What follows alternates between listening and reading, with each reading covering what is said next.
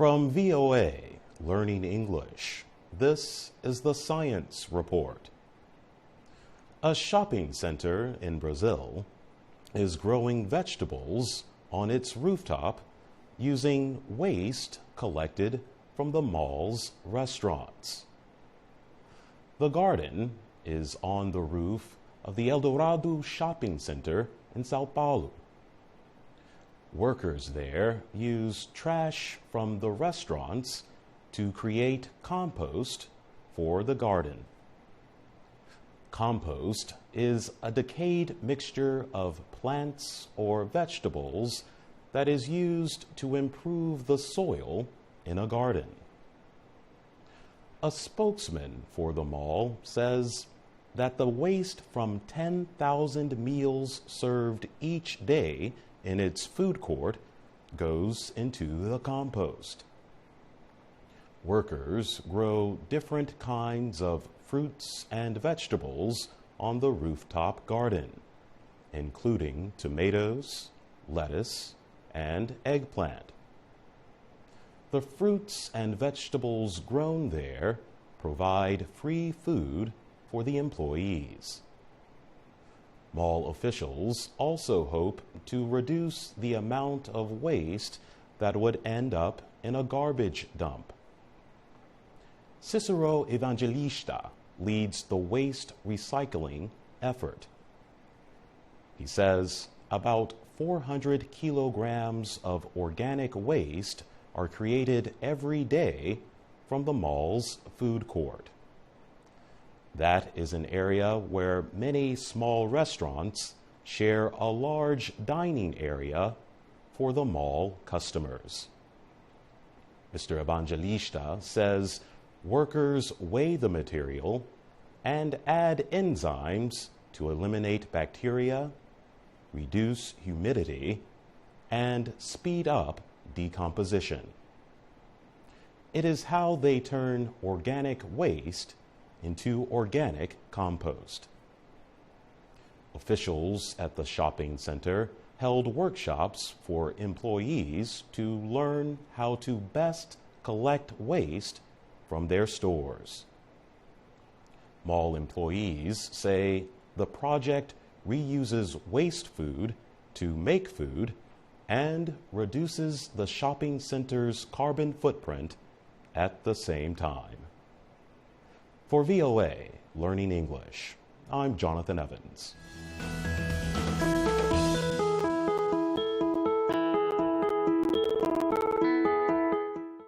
From VOA Learning English, this is the Science Report.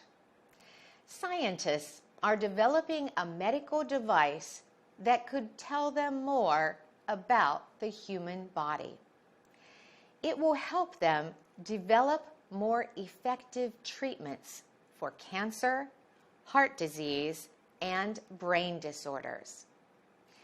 PET scanners now give doctors images of only parts of the body. This new device would be the world's first full-body PET scanner. PET stands for positron emission tomography. These scanners create three-dimensional images of what is happening inside the body. Researchers are calling the large scanner they are developing Explorer. It will show images of what is happening inside the entire human body that have never been seen before.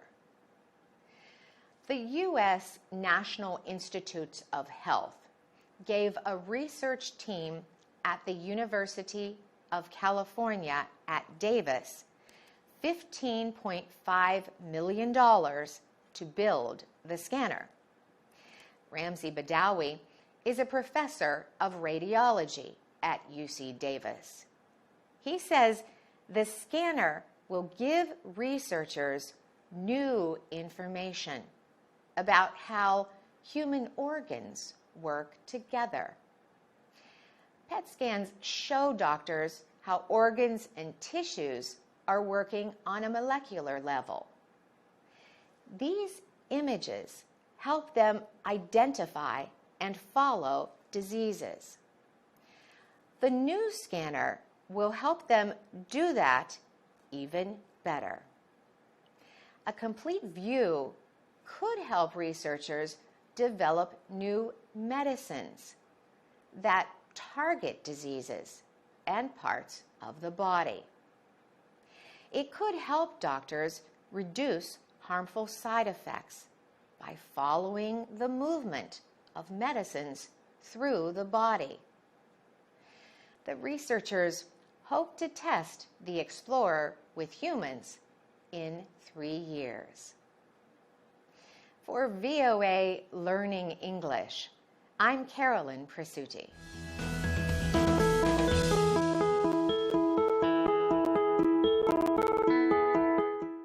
From VOA Learning English, this is the Science Report.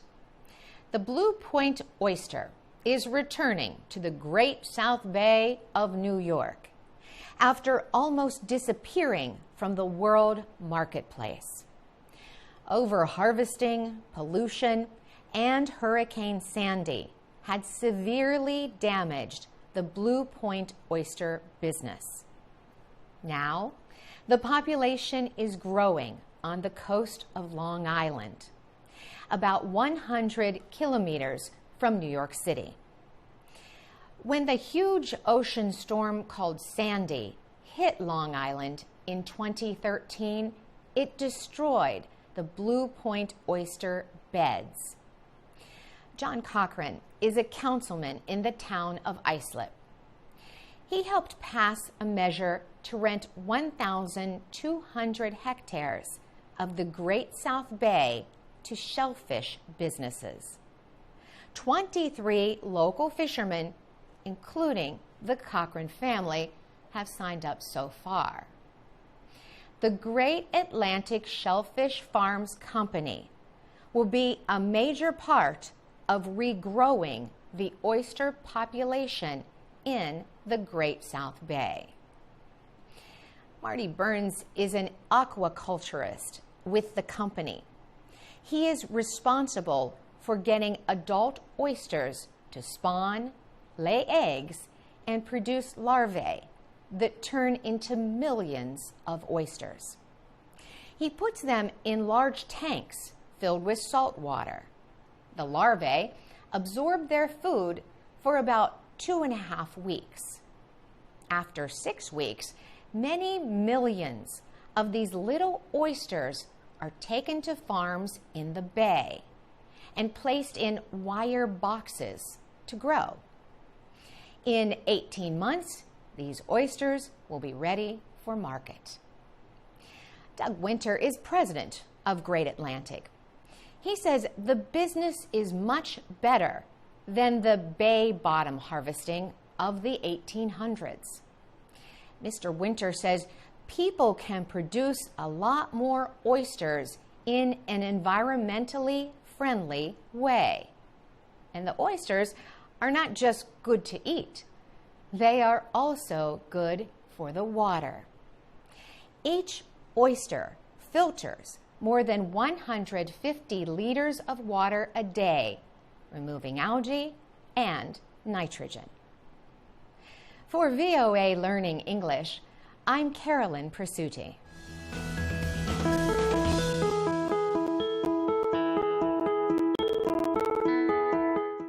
From VOA Learning English, this is the Science Report. Ministers from 195 countries signed an agreement at the Paris Climate Change Conference. The Paris Agreement, headed by the United Nations, aims to slow the pace of global warming. It asks all countries to limit their greenhouse gas emissions. And it provides $100 billion in climate investment to poorer countries. President Obama said the agreement is the best chance we've had to save the one planet that we've got. French President François Hollande called the agreement a major act for humanity. India, China, Saudi Arabia, and Malaysia initially opposed the agreement. These nations' economies are dependent on fossil fuels, and the change to cleaner energy will be costly. The four nations argued that rich nations should carry more of the economic load. There was also some resistance from African nations, but the agreement included promises of billions of dollars for Africa to help pay for green energy projects. Edna Malawa is South Africa's environment minister. She said her country never expected a perfect agreement. She said the negotiations were a situation of give and take. The final deal calls for limiting a temperature rise to 1.5 degrees Celsius to slow global warming.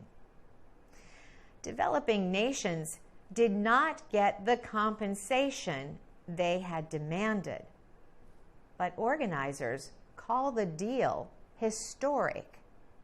They say it likely marks a new time of common worldwide efforts on climate change. For VOA Learning English, I'm Carolyn Presutti.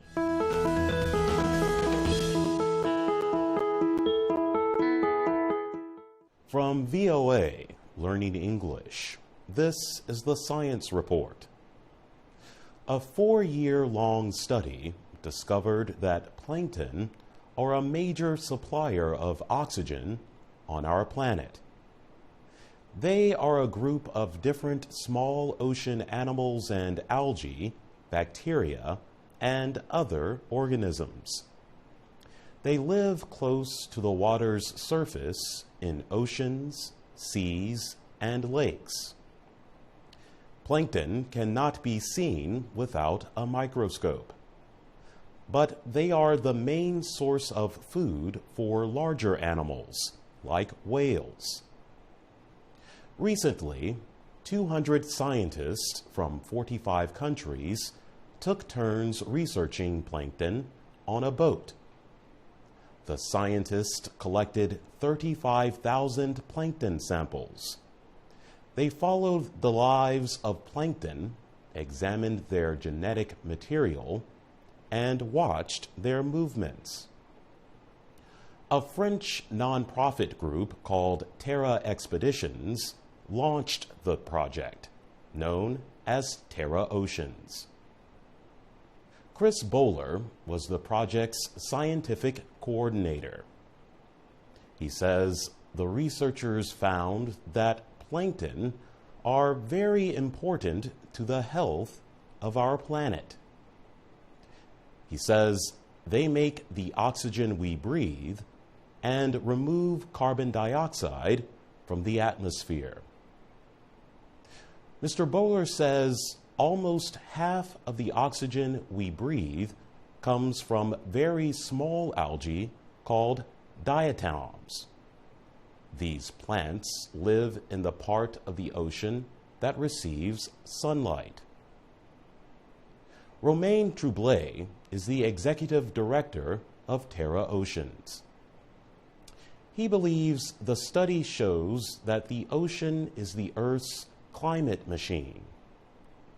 He says the ocean is a main driver of climate change in the way that the ocean is storing carbon dioxide and heat.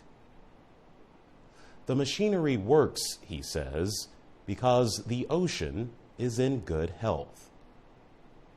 Results of the study appeared in the online scientific journal Science. For VOA Learning English, I'm Jonathan Evans.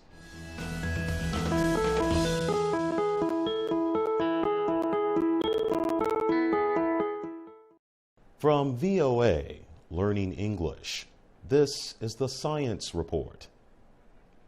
Cambodia grows enough rice to feed its people. But millions still lack vitamins and minerals. This lack of micronutrients affects mental and physical development and can cause lifelong problems.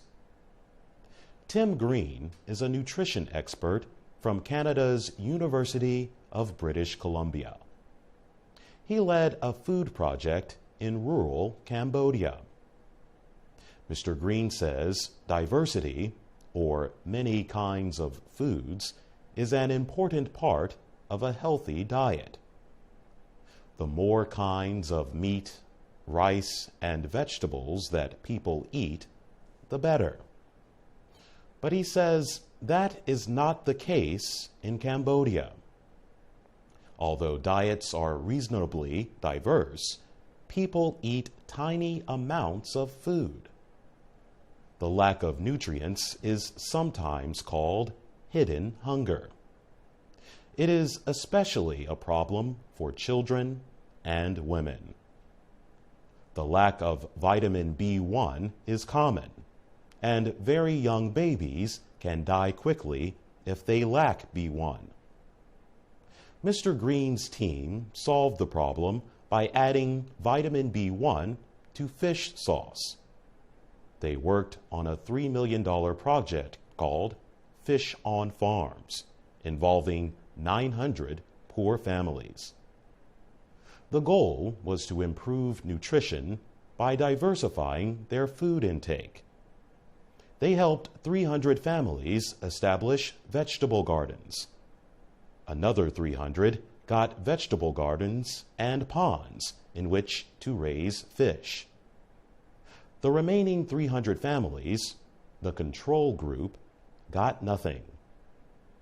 After 3 years, the families with both fish ponds and vegetable gardens were doing better than those who only had vegetable gardens. All 600 families were doing better than the control group. Now, the program has been expanded to 4,500 poor families in 4 provinces with the help of the nonprofit group Helen Keller International. For VOA Learning English, I'm Jonathan Evans.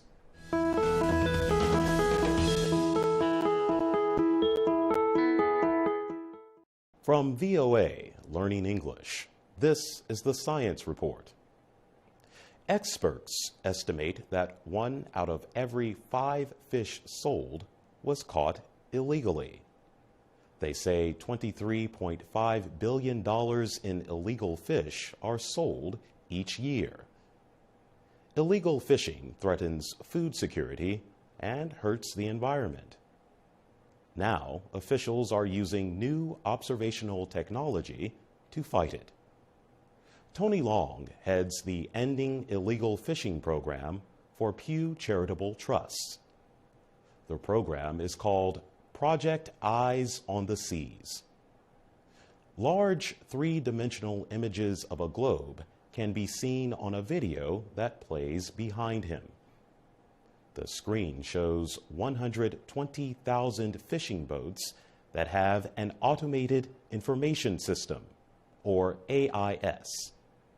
It is required technology for ships. But those who are fishing illegally often turn theirs off. Project Eyes on the Seas combines satellite information with secret government records on every ship's past activities. Mr. Long says that permits investigators to understand exactly where the fishing boats are operating. The Pew team gives the information to port officials. It helps them decide whether to take action against a ship. Tony Long says he wants to be able to provide information to port officials all over the world. Officials could then decide which ships should be banned or need inspection.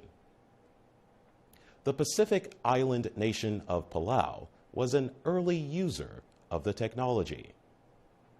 Palau has one of the richest fishing areas in the world and wants to protect it.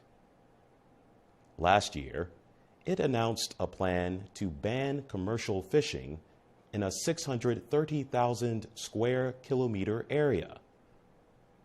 KB Sakuma is a special advisor to Palau's president. He says Palau is trying to deal with a recent increase in illegal and unreported fishing. Mr. Sakuma hopes the project will help Palau fight fishing piracy. For VOA Learning English, I'm Jonathan Evans.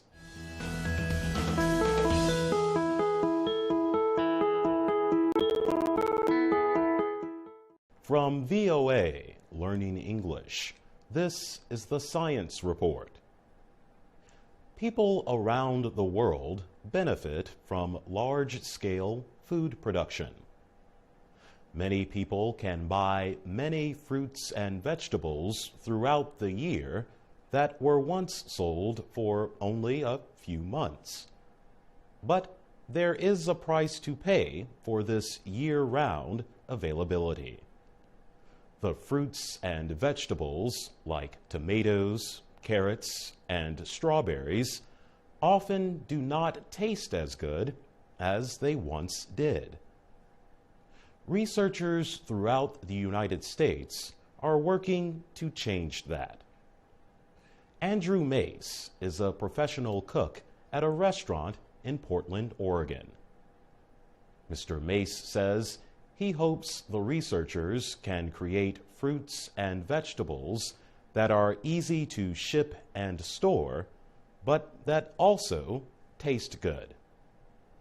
Across the United States, breeders, farmers, seed producers, and professional cooks are working together to create vegetables that have more flavor and more vitamins too. Breeders are people who create and grow plants for production. Jim Myers is a plant breeder at Oregon State University. He says many genetic differences are available. He tries to create fruits and vegetables that taste good, but also have resistance to disease, can be stored for a long time, and can be shipped without being damaged. Mr. Myers says the lab has created a program to connect breeders with chefs. He says developers are going back to their traditional roots as breeders to improve vegetables. Phil Simon is a vegetable breeder at the U.S. Agricultural Research Service. He says the local food movement in North America and other places is responsible for the increased interest in the flavor of fruits and vegetables. Mr. Simon says local growers are seeking to provide new varieties of vegetables to meet the demand of buyers. For VOA Learning English, I'm Jonathan Evans.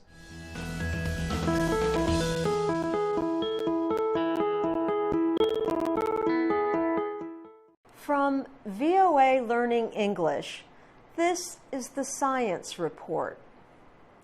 American Billy Davis has been keeping bees since the 1960s.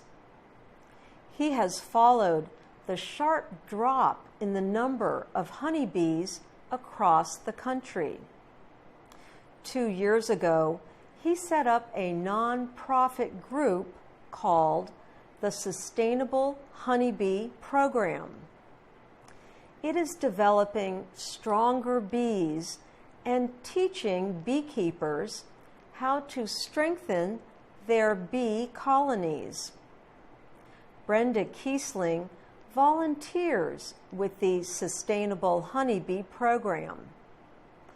She says that without bees pollinating trees and plants, we would not have 1/3 of the food humans need. Experts say more than 1/3 of the honeybees are disappearing. Their disappearance could be from a combination of things like climate change, parasitic organisms, and chemicals used in agriculture. On the national level, Americans are trying different ways to stop the drop in bees. They include restricting the use of chemical pesticides and reestablishing conditions in nature for plant pollinators. The Sustainable Honeybee Program works with the bees themselves. The program operates a farm with more than 50 bee colonies. One condition needed for survival is hygienic behavior, the ability to identify and remove diseased bees from the colony. Alex McClellan is the group's chief operations officer.